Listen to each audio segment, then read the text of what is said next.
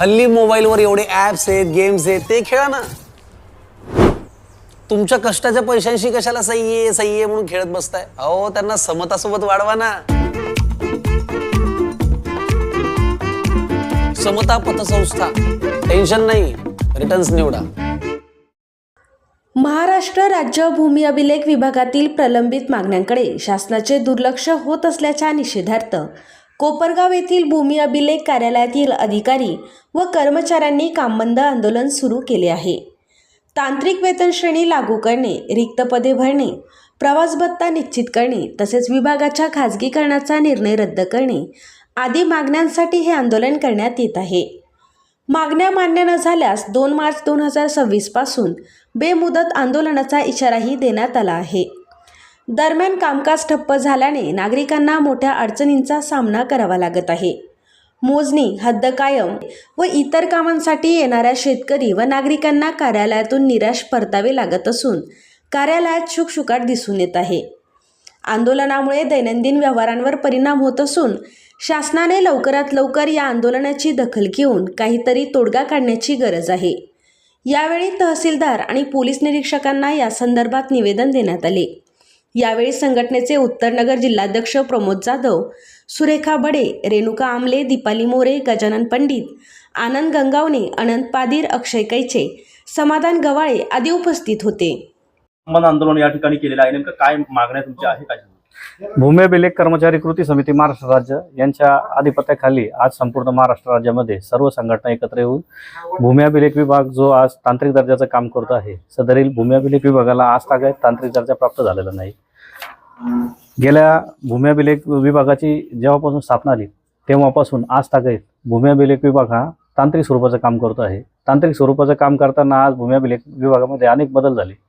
पूर्वी आपण plain table साखळीने मोजणी काम करत होतो. आज रोजी आपण रोवर, GPS, सॅटेलाईट यांच्या माध्यमातून मोजणी काम चालू केलं. आज सॅटेलाईटच्या माध्यमातून काम करताना भूमी अभिलेख कर्मचाऱ्यांना अनेक अडीअडचणींना सामोरे जावं लागतं. काही ठिकाणी रेंज उपलब्ध होत नाही आहे. काही ठिकाणी मोबाईलचं जे बिल आहे ते भूमी अभिलेख कर्मचाऱ्याला स्वतःच्या खर्चातून भागवावं लागतं आहे.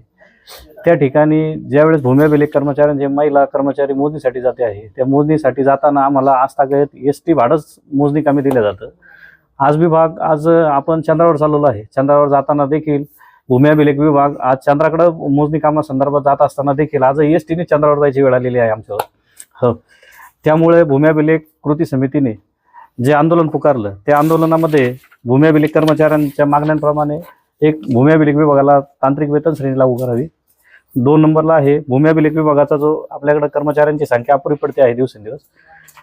आमच्याकडे आज भूमी अभिलेख कोपरगाव उपाधीक्षक भूमी अभिलेख कार्यालयाची वस्तुस्थिती पाहता आम्ही 8 ते 9 कर्मचारी आज मोजणी कामी जातो. त्या ठिकाणी आज 4च मशीन आपल्याकडे उपलब्ध आहे. ते 2-2, 3-3 जण मिळून जावं लागतं. आणि STने जात असताना एका गावामध्ये एकाची मोजणी असते, दुसऱ्या गावामध्ये दुसऱ्याची मोजणी असते. तर सामान्य STने जायचं कसं? वेळेवर जाण्यासाठी साधन सामुग्री नाही. त्यामुळे आमचा जो वाहतुकीचा जो काही प्रश्न आहे जाण्याचा तो शासनाने सोडवा. या माध्यमातून भूमी अभिलेख विभागामध्ये आमचा जो प्रवास भत्ता दिला जातो तो प्रवास भत्त्याचा आमचा प्रश्न पेंडिंग आहे. विभागामध्ये अनेक कर्मचाऱ्यांचे आमचे साईटवर जाताना स्वतःची खाजगी वाहन वापरत असताना त्यांचे अपघात होतात.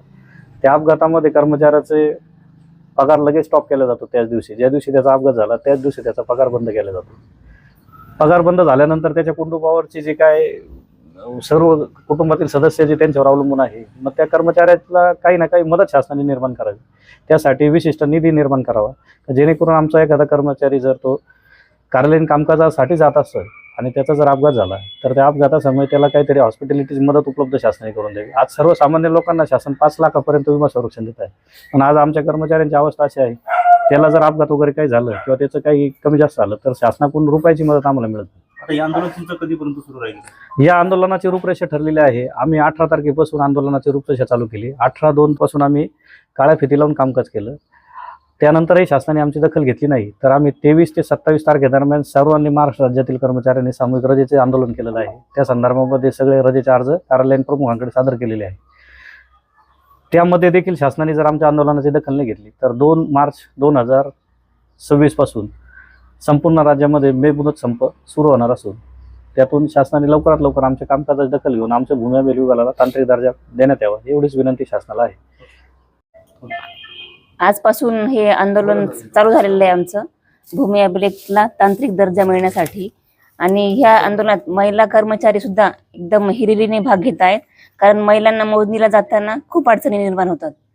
त्या आता काही सांगू शकत नाही, पण ज्या काही अडचणी आम्हाला बोलता येतात त्याच्यासाठी आम्ही संपावर सामील आहेत. आणि 27 तारखेला आम्ही मोठ्या प्रमाणात पुण्याच्या आंदोलनात पण सहभागी होणार आहेत.